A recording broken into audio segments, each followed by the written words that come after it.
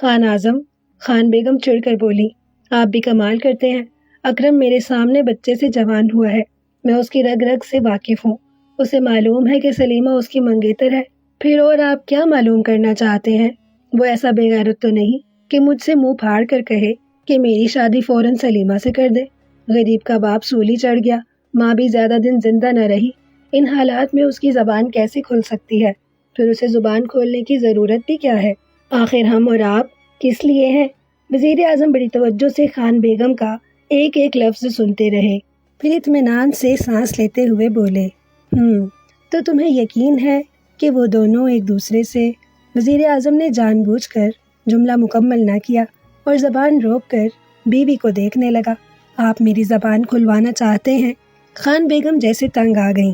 اکرم اور سلیمہ میں صرف محبت ہی نہیں بلکہ وہ ایک دوسرے پر جان چھڑکتے ہیں۔ میں ہر وقت دونوں پر نظر رکھتی ہوں، محل کا کوئی کونا ہو یا باغ کا کوئی گوشہ، انہیں جہاں بھی ذرا تنہائی ملتی ہے فوراً منہ سے منہ جوڑ کر باتیں کرنے لگتے ہیں۔ اب پوچھیں گے کہ وہ کیا باتیں کرتے ہیں تو خان اعظم، میں اس قدر بے شرم نہیں کہ جوان بچوں کی باتیں آپ کے سامنے نمک مرچ لگا کر بیان کروں۔ بس اتنا ہی کافی ہے خان بیگم۔ وزیر اعظم کھڑے ہو گئے۔ میں شاہی محل جا رہا ہوں، شکار کے انتظامات دیکھنا ہے۔ جانے سے پہلے خان اعظم یہ تو فرمائیے کہ آپ کی فکر اور پریشانی دور ہوئی کہ نہیں؟ خان بیگم نے بڑے چبھتے ہوئے لہجے میں کہا۔ وزیر اعظم جواب دینے کی بجائے مسکرا دیے اور اسی طرح کمرے سے نکل گئے۔ نواب صادق محمد خان والی بہاولپور کا صدر مقام بہاولپور تھا، مگر پوری ریاست میں جگہ جگہ ان کے محلات اور قلعے تھے۔ ریاست میں امن و امان تھا۔ نواب صاحب کو صرف شکار کا شوق تھا۔ جب جی چاہتا پورے لاؤ لشکر کے ساتھ شکار پر نکل پڑتے اور جس قلعے یا شہر میں جی چاہتا وہاں ڈیرے جما لیتے۔ اس طرح نواب صاحب مہینوں اور برسوں ایک ہی جگہ مقیم رہتے۔ ان دنوں ان کا قیام احمد پور شرقیہ میں تھا۔ یہاں ایک بہت بڑا قلعہ اور کئی عالی شان محلات تھے جہاں شاہی بیگمات رہتی تھیں۔ امیر الامراء محمد نصیر خان وزیر اعظم کا اصل قیام ترنڈا گورگیج میں تھا۔ ترنڈا اور احمد پور شرقیہ کا درمیانی فاصلہ صرف 20 میل ہے۔ وزیر اعظم کو نواب کے دربار میں روز حاضری دینا پڑتی تھی، اس لیے انہوں نے بھی احمد پور شرقیہ میں اپنے لیے ایک عالی شان محل تعمیر کرایا تھا جس کے آگے ایک باغ تھا اور باغ کے درمیان انہوں نے مسجد بنوائی تھی جہاں وہ 5 وقت نماز باجماعت ادا کرتے تھے۔ ترنڈا کی تقریباً تمام آبادی بلوچ قوم پر مشتمل ہے، جن میں وزیر اعظم کے قریبی عزیزوں کے علاوہ وہ بلوچ بھی تھے جنہیں وزیر اعظم نے بلوچستان سے بلوا کر یہاں آباد کیا تھا۔ وزیر اعظم مسکراتے ہوئے بیگم کے پاس سے اٹھے تو خان بیگم بھی بڑبڑاتے ہوئے نکلی۔ انہوں نے دیکھا کہ سلیمہ بھاگتی ہوئی اپنے کمرے کی طرف جا رہی ہے۔ ان کا ماتھا ٹھنکا، مسکرائیں، پھر وہیں سے آواز دی، سلیمہ، اور سلیمہ وہیں جم کر رہ گئی۔ اس کا ایک پیر کمرے کے اندر اور ایک باہر تھا۔ سلیمہ الٹے پیروں ماں کی طرف واپس ہوئی۔ اس کا کلیجہ دھڑ دھڑ کر رہا تھا۔ دراصل جب وزیر اعظم اور خان بیگم کمرے کے اندر باتیں کر رہے تھے تو سلیمہ دوسرے کمرے میں دروازے سے لگی ان کی گفتگو سن رہی تھی۔ وزیر اعظم کے باہر جاتے ہی وہ بھی دوسرے کمرے سے نکل کر بھاگی، مگر ابھی وہ اپنے کمرے میں نہ پہنچی تھی کہ خان بیگم کی آواز سن کر اس کی تو جان ہی نکل گئی۔ اسے یقین ہو گیا کہ خان بیگم نے اسے باتیں سنتے دیکھ لیا ہے اور اب اس کی اچھی طرح مزاج پرسی کی جائے گی۔ سلیمہ ماں کے سامنے چوروں کی طرح سر جھکا کر کھڑی ہو گئی۔ کہاں جا رہی تھی؟ خان بیگم نے کراری آواز میں سوال کیا۔ اپنے کمرے میں جا رہی تھی امی حضور۔ سلیمہ جیسے ممی آئی۔ بھاگ کیوں رہی تھی؟ خان بیگم نے دوسرا سوال کیا۔ جی وہ بس یوں ہی۔ سلیمہ کوئی معقول جواب نہ دے سکی۔ جب میں خان اعظم سے باتیں کر رہی تھی تو تم برابر کے کمرے میں موجود تھی۔ سلیمہ کے پسینے چھوٹ گئے، اس کا سر کچھ اور جھک گیا اور رخسار عرق آلود ہو گئے۔ میں ٹھیک کہہ رہی ہوں نا؟ خان بیگم کے لہجے کی تلخی میں جیسے رس بھر گیا۔ سلیمہ نے ماں کی آواز کی اس فوری تبدیلی کو محسوس کر لیا۔ اسے کچھ ہمت ہوئی اور اس نے ڈرتے ڈرتے سر اٹھا کر ماں کو دیکھا۔ خان بیگم کا چہرہ مسکرا رہا تھا۔ اچھا ہوا کہ تم وہاں موجود تھی۔ خان بیگم نے خود ہی سلیمہ کو معاف کر دیا۔ بیٹی، یہ تو اور اچھا ہوا کہ تم نے ہماری باتیں اپنے کانوں سے سن لی۔ یہ باتیں وہ تھیں جسے ہم تم سے امی حضور، میں نے کچھ نہیں سنا۔ سلیمہ ایک دم بول پڑی۔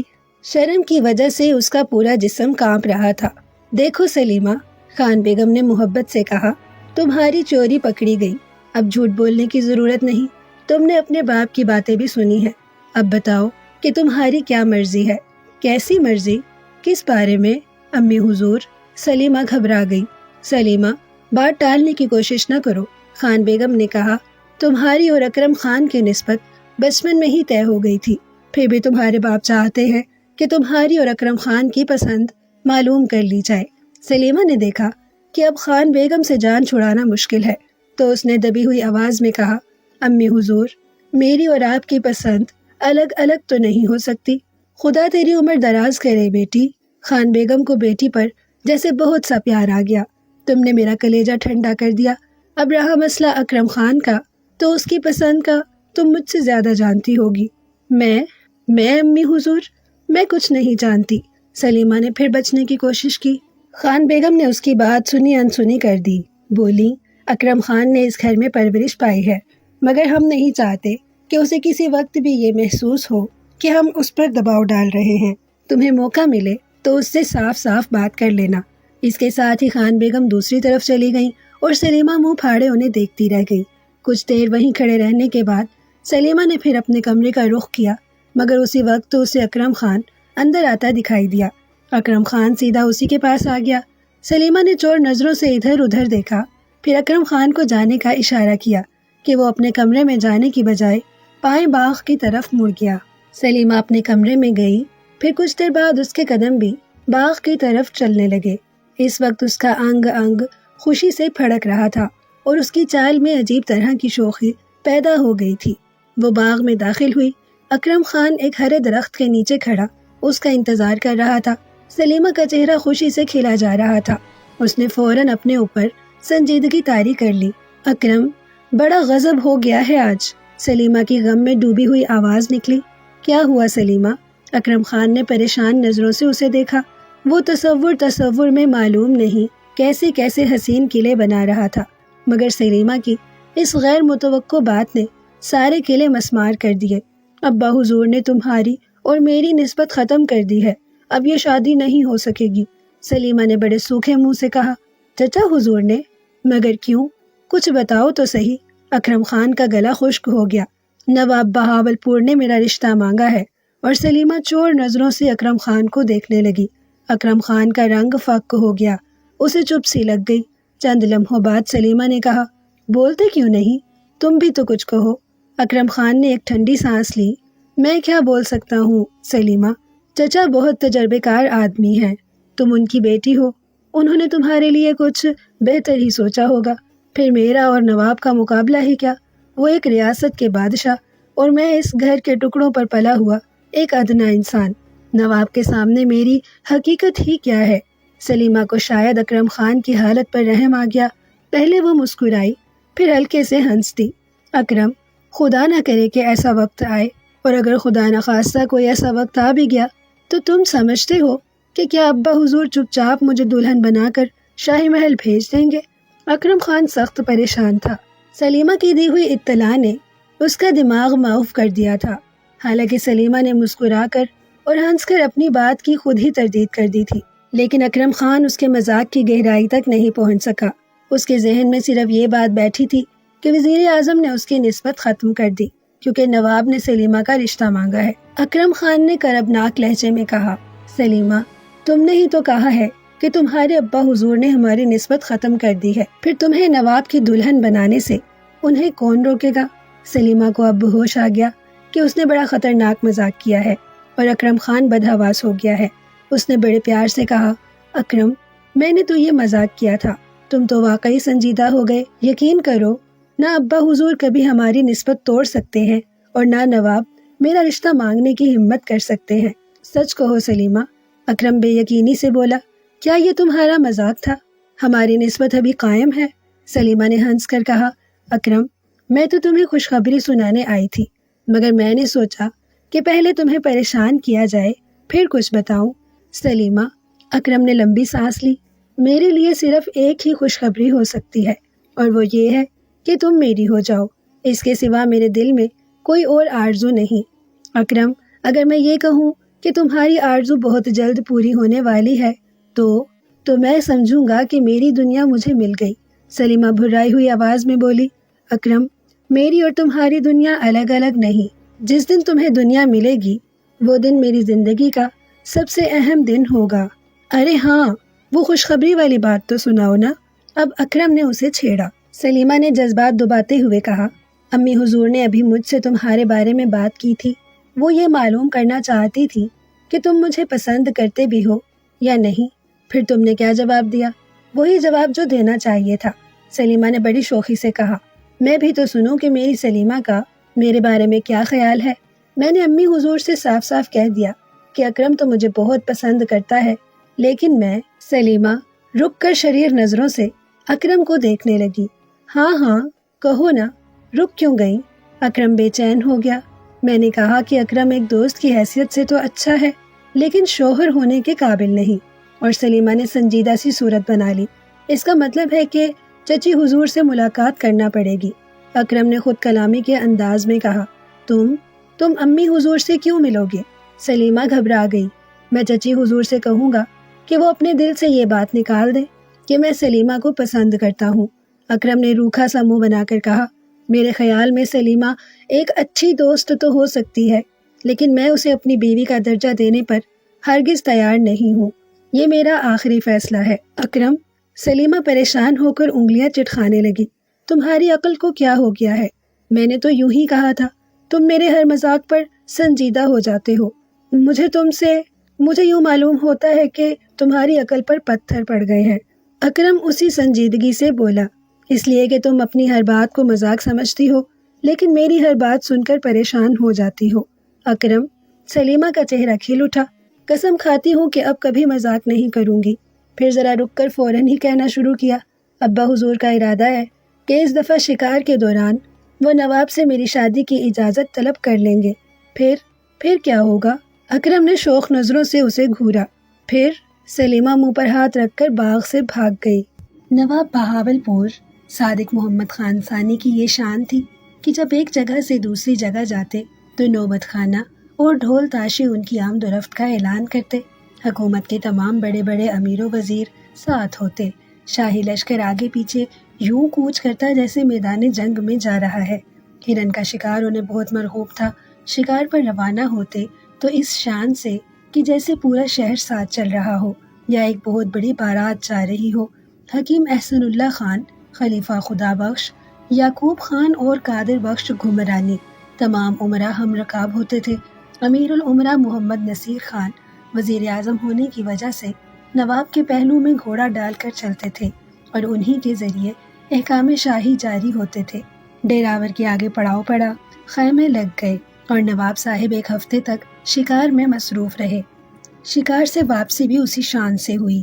تمام امیر حسب مراتب نواب کے پیچھے چل رہے تھے۔ نواب کا سپہ سالار فتح محمد خان غوری ایک غلط فہمی کی بنیاد پر بہاولپور کی ملازمت چھوڑ کر ریاست خیرپور چلا گیا تھا اور والی خیرپور میر غلام علی تالپور نے اسے سر آنکھوں پر جگہ دی تھی۔ بہاولپور اور خیرپور میں چشمک چلتی رہتی تھی اور چھوٹی موٹی جھڑپیں بھی ہو جاتی تھیں۔ 1810 میں جب کوٹ سبزل پر جھگڑا چلا تو ایک خوفناک جنگ کی صورت پیدا ہو گئی۔ وزیر اعظم محمد نصیر نے اس وقت بڑی دور اندیشی کا ثبوت دیا اور کوٹ سبزل میں گھرے ہوئے بہاولپور کے فوجی دستوں کو بڑی حکمت عملی سے بچا لایا۔ نواب بہاولپور نے وزیر اعظم سے خوش ہو کر اس کے اختیارات میں اور اضافہ کر دیا، مگر کسی نے کہا ہے نا، جن کے رتبے ہیں سوا ان کی سوا مشکل ہے۔ وزیر اعظم کے اختیارات میں اضافہ ہوا تو دربار کے بعض امیر حسد سے کانپ اٹھے۔ دربار کے 2 امیر یعقوب خان اور قادر بخش گھمرانی پہلے ہی وزیر اعظم کے خلاف تھے، مگر وہ صاحبزادہ مبارک خان کے قتل اور اس کے بعد وزیر اعظم کے اقدام پر سازشوں کا جو انجام ہوا تھا وہ اس سے واقف تھے، اس لیے بس دل ہی دل میں سازشیں کرتے تھے، کوئی عملی قدم اٹھانے کی انہیں ہمت نہ ہوتی تھی۔ یعقوب خان اور قادر بخش گھمرانی میں بڑی گہری چھنتی تھی۔ انہیں نواب صاحب کے مزاج میں بڑا دخل تھا، مگر وہ نواب کے صرف خلوت کے دوست تھے، ملکی معاملات میں ان کی کوئی آواز نہ تھی۔ نواب بہاولپور نے انہیں سختی سے منع کیا تھا کہ ان کا تعلق صرف نواب بہاولپور کی ذات سے ہے۔ حکومت کے کسی بھی معاملے میں زبان نہ کھولیں، مگر وہ تو فتنہ تھے۔ یعقوب خان سپہ سالاری اور قادر بخش خود کو وزیر اعظم بننے کے خواب دیکھ رہا تھا۔ انہیں معلوم تھا کہ ان کا خواب امیر الامراء محمد نصیر خان کی زندگی میں تو پورا نہیں ہو سکتا، اسی لیے اس کانٹے کو ہٹانے کی فکر میں سرگرداں رہتے تھے۔ نواب بہاول پور شکار سے واپسی پر قلعہ ڈیراور میں ٹھہر گئے۔ یہاں نواب کے کئی محل تھے۔ ایک محل میں عمرہ کے لیے الگ الگ کمرے مخصوص تھے۔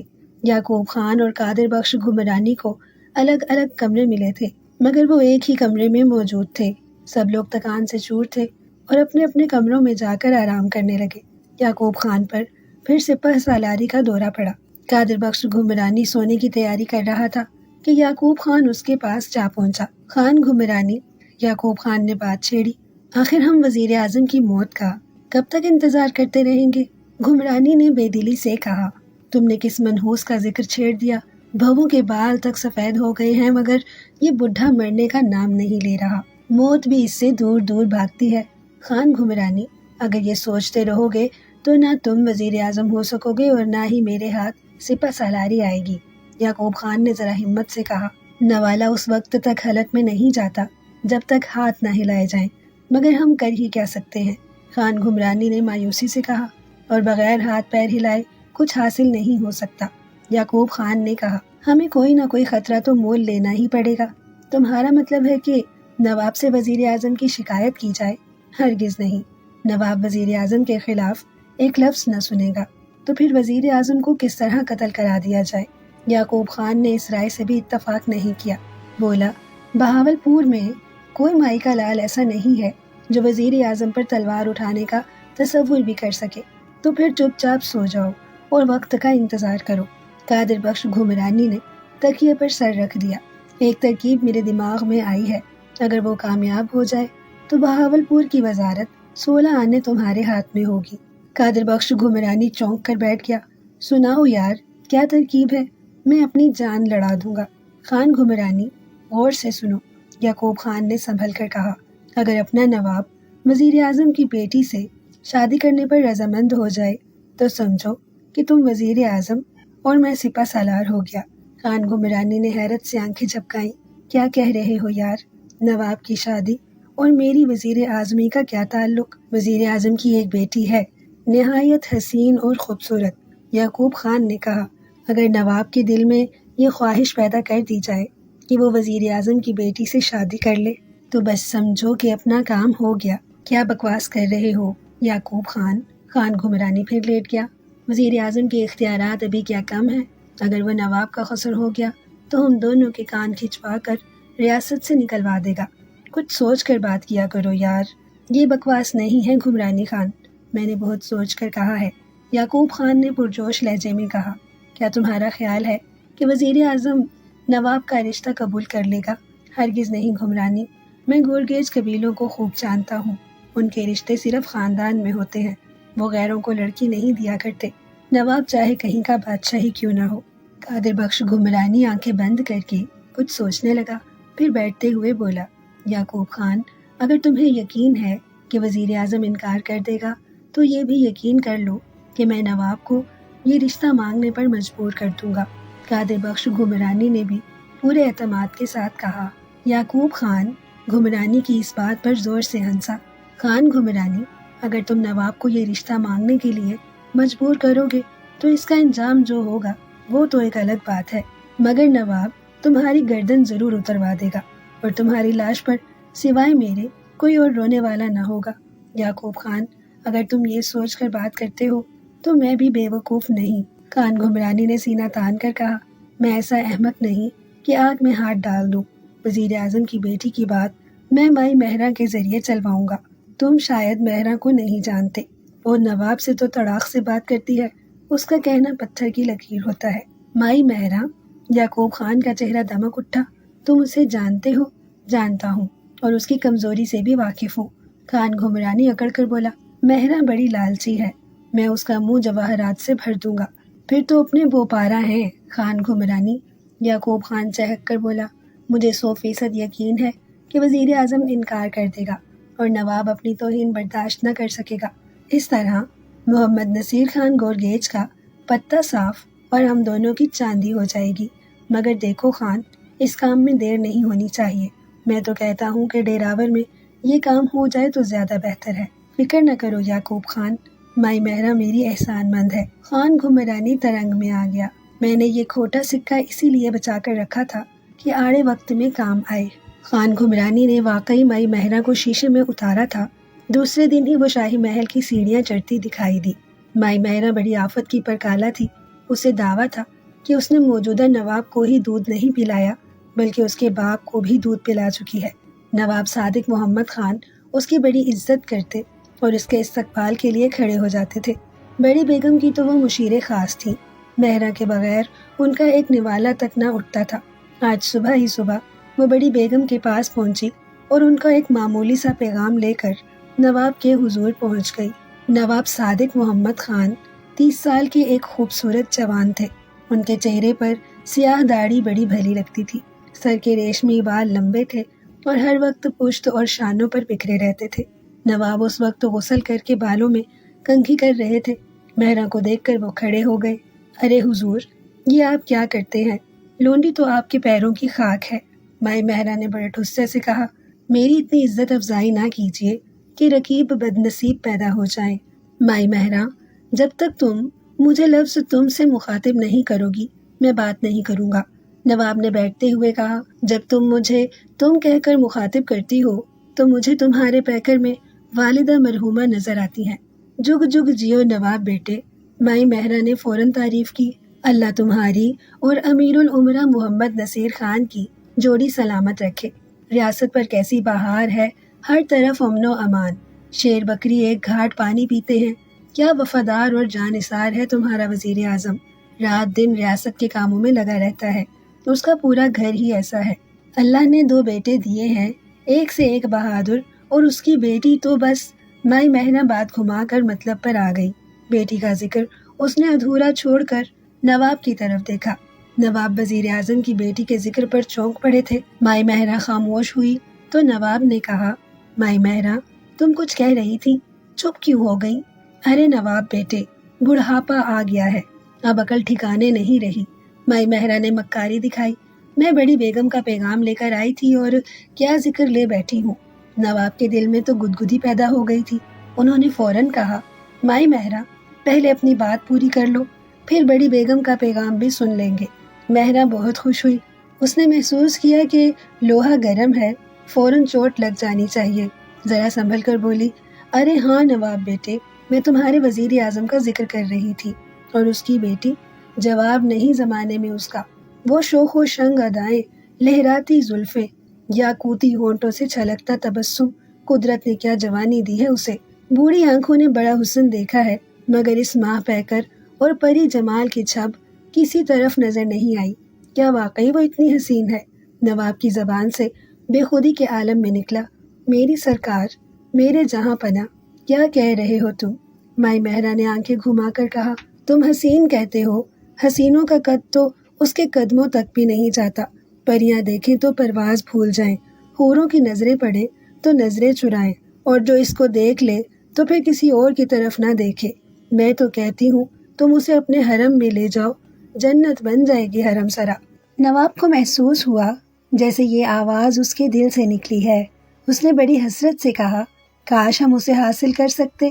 نواب بیٹے، سودائی ہو گئے ہو کیا؟ مائی مہرا تڑائی، تم جوان ہو، خوبصورت ہو، بہاولپور کے بادشاہ ہو، وزیر اعظم کی کیا مجال ہے کہ انکار کر سکے؟ ابھی سلیمہ کی شادی بھی نہیں ہوئی۔ کل میں ان کے گھر گئی تھی، وزیر اعظم کہہ رہے تھے کہ سلیمہ جوان ہو گئی ہے، اب اس کی شادی کر دینا چاہیے۔ میں نہیں سمجھتی کہ وزیر اعظم انکار کیوں کریں گے۔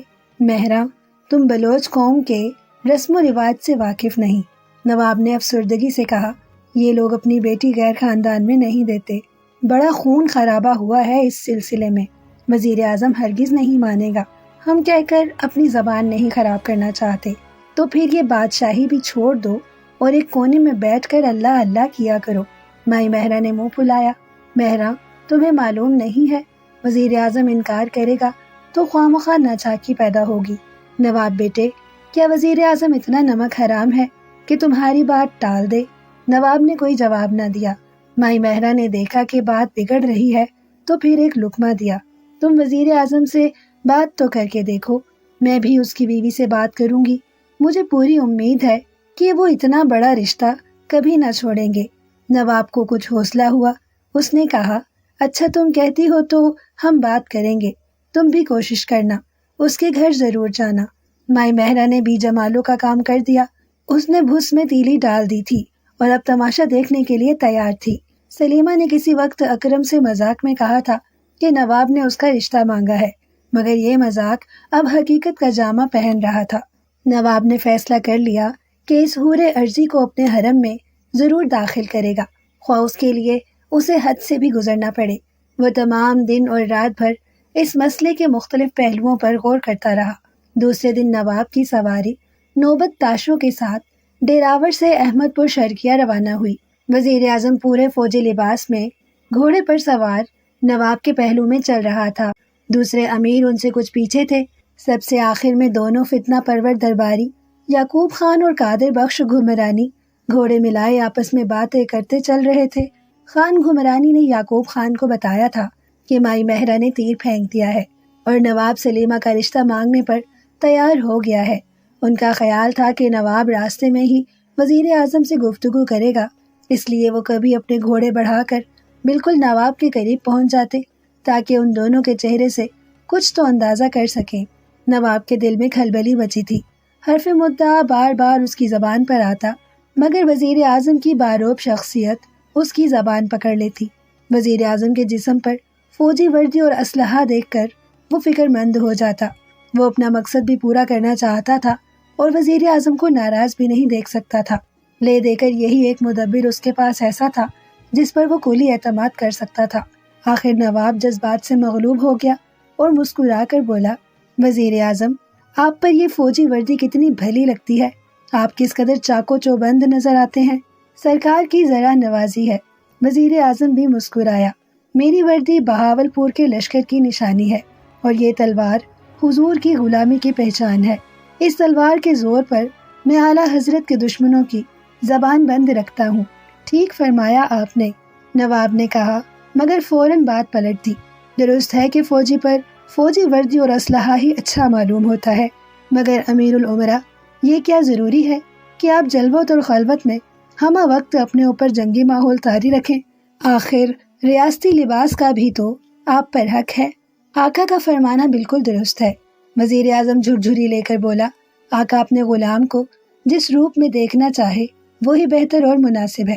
نواب پر شاہی سوار ہو گئی، اس نے بڑی تمکنت سے کہا، امیر الامراء ہم چاہتے ہیں کہ جب آپ ہماری سلامی کو حاضر ہوں تو ان فوجی تکلفات کو گھر پر ہی چھوڑ آیا کریں، ہم اپنے حضور میں آپ کو بے تکلف دیکھنا چاہتے ہیں، سرکار کا حکم سر آنکھوں پر۔ وزیر اعظم نے جواب دیا، حضور آئندہ غلام کو اپنے مزاج کے مطابق پائیں گے۔ بات کوئی ایسی اہم نہ تھی، مگر جہان دیدہ وزیر اعظم کو کھٹکا پیدا ہو گیا۔ اس کے لیے نواب کا یہ حکم بالکل نیا اور انوکھا تھا۔ احمد پور شرقیہ پہنچ کر اس کی فکر اور بڑھ گئی۔ وزیر اعظم کا بڑا لڑکا افضل خان بڑا ذہین اور حساس تھا، اس نے باپ کی یہ حالت دیکھی تو سمجھا کہ ضرور کوئی خاص بات ہوئی ہے، مگر پاس ادب سے کچھ نہ پوچھ سکا۔ دوسرے دن دربار کے وقت امیر الامراء نے وردی کے بجائے ریاستی لباس پہنا اور جسم پر کوئی اسلحہ نہ لگایا۔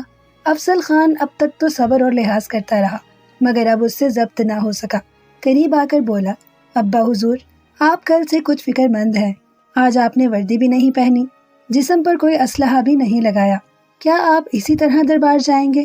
افضل بیٹے، وزیر اعظم نے ٹھنڈی سانس لی، آقا کا یہی حکم ہے، وہ مجھے اپنے سامنے وردی اور اسلحہ میں نہیں دیکھنا چاہتے، میں تعمیل حکم پر مجبور ہوں۔ ابا حضور اگر یہ شاہی حکم ہے تو اس کے پیچھے ضرور کوئی سازش کام کر رہی ہے۔ افضل خان نے بے دھڑک کہہ دیا، میں نے کل رات قادر بخش گھمرانی اور شاہی محلات کی کچنی آفت کی پرکالا مائی مہرہ کو ہنس ہنس کر باتیں کرتے دیکھا تھا، میں آپ کو دربار میں نہتا نہیں جانے دوں گا۔ مجھے بھی کچھ ایسا ہی نظر آتا ہے افضل، وزیر اعظم محمد نصیر خان نے پریشان ہوتے ہوئے کہا، مگر کیا کیا جائے، نواب کا حکم ہے، میں انکار نہیں کر سکتا۔ ابا حضور آپ دربار ضرور جائیے، افضل خان نے تائید کی، لیکن آج میں بھی آپ کے ساتھ چلوں گا۔ ایک سے دو بھلے ہوتے ہیں، اگر دو مل جاتے ہیں تو پہاڑ بھی ہل جاتے ہیں۔ وزیر اعظم نے بیٹے کا مشورہ فوراً مان لیا۔ وہ بولے، میں تمہاری ماں سے مل کر آتا ہوں، تم فوراً تیار ہو جاؤ۔ اجمل، اکرم اور سلیمہ کو بھی یہیں بلوا لینا، میں انہیں ضروری ہدایات دوں گا۔ وزیر اعظم زنان خانے میں خان بیگم کے پاس چلے گئے۔ افضل جلدی جلدی کپڑے پہن کر تیار ہو گیا۔ اس نے جسم پر پورا اسلحہ لگایا اور کچھ اسلحہ کپڑوں کے اندر بھی چھپا لیا۔ پھر اس نے چھوٹے بھائی اجمل وغیرہ کو بلایا۔ وہ سب گھبرائے ہوئے افضل کے پاس پہنچے۔ اسی وقت وزیر اعظم اپنی بیگم سے مل کر واپس آ گئے۔ اجمل اور اکرم، تم دونوں گھر پر ذرا ہوشیار رہنا، وزیر اعظم نے بڑے تحمل سے کہا۔ بیٹی سلیمہ، تم اپنی ماں کا خیال رکھنا، وہ خان بیٹی ہے، پھر بھی اگر کوئی ایسی ویسی بات ہو جائے تو انہیں تم سنبھال لینا۔ افضل میرے ساتھ شاہی محل جا رہا ہے۔ وزیر اعظم فوراً گھوڑے پر سوار ہو گیا۔ دوسرے گھوڑے پر افضل خان بیٹھا اور ذرا دیر میں دونوں سوار محل شاہی کے سامنے پہنچ گئے۔ وزیر اعظم نے گھوڑے سے اترتے ہوئے کہا، افضل، تم میرا یہیں انتظار کرو، اگر میں 2-2.5 گھنٹے تک واپس نہ آؤں تو سمجھ لینا کہ میں اس دنیا میں نہیں ہوں۔ تم فوراً گھر واپس جانا، پھر ترنڈا گول گیج میں اپنے خاندان والوں کو خبر کر دینا۔ اچھا، خدا حافظ۔ وزیر اعظم نے ایک نظر بیٹے پر ڈالی اور محل میں داخل ہو گئے۔ جس وقت وزیر اعظم کی آمد کی اطلاع نواب کو پہنچائی گئی، اس وقت بدنیت یعقوب خان بیٹھا نواب کی ہاں میں ہاں ملا رہا تھا۔ نواب نے اپنے دل کا حال اس سے بیان کر دیا تھا۔ مائی مہرہ نے سلیمہ کی جس قدر تعریف کی تھی، اس سے کہیں زیادہ سلیمہ کے حسن کے قصیدے یعقوب خان نے پڑھے تھے۔ نواب نے یعقوب خان کو دوسرے کمرے میں جانے کا اشارہ کیا اور وزیر اعظم کو اذن بازیابی دیا۔ وزیر اعظم محمد نصیر خان نے حاضر ہو کر سلام پیش کیا۔ نواب نے اسے سر سے پیر تک دیکھا اور پھر اطمینان کر کے کہ وزیر اعظم کے جسم پر کوئی اسلحہ نہیں ہے، پہلے تبسم کیا، پھر بولے، تشریف رکھیے خان اعظم۔ وزیر اعظم سامنے کی کرسی پر خاموشی سے بیٹھ گیا۔ خان اعظم، ہم آپ کو ریاستی لباس میں دیکھ کر بہت مسرت محسوس کر رہے ہیں۔ نواب نے رک رک کر کہنا شروع کیا، یہ ہلکا پھلکا لباس آپ کے بدن پر سجتا بھی خوب ہے، سرکار کی بندہ نوازی ہے۔ وزیر اعظم نے ادب سے کہا، نصیر خان، یہ حقیقت ہے کہ ہم آپ کو دل سے چاہتے ہیں۔ نواب نے بڑی بے تکلفی سے کہا۔ وزیر اعظم نے چونک کر نواب کو دیکھا۔ یہ پہلا موقع تھا کہ نواب نے اسے نصیر خان کے نام سے مخاطب کیا تھا۔ اس نے خود کو سنبھالا اور کہا، جہاں پناہ کی نوازش غلام کی جانثاری میں اضافہ کرتی ہے، میرے اور میرے خاندان پر حضور والا نے جو احسانات کیے ہیں ان کا صلہ میں جان دے کر بھی ادا نہیں کر سکتا۔ خان اعظم، کیا یہ غلط ہے کہ ہم نے ہمیشہ آپ کے مشورے پر عمل کیا؟ نواب کا لہجہ ایک دم تبدیل ہو گیا اور اس کے انداز میں شاہانہ تمکینت پیدا ہو گئی۔ میں حضور کی عقل رسا کو کیا مشورہ دے سکتا ہوں؟ یہ تو میری خوش قسمتی ہے کہ آپ میری بات پر کمال توجہ فرماتے ہیں۔ خان اعظم، اور کیا یہ غلط ہے کہ ہم تمہارے خداوند مجازی ہیں؟ نواب کے لہجے میں حاکمانہ سختی آ گئی۔ اس خیال میں شبہ کرنا بھی میرے خیال میں کفر ہے سرکار۔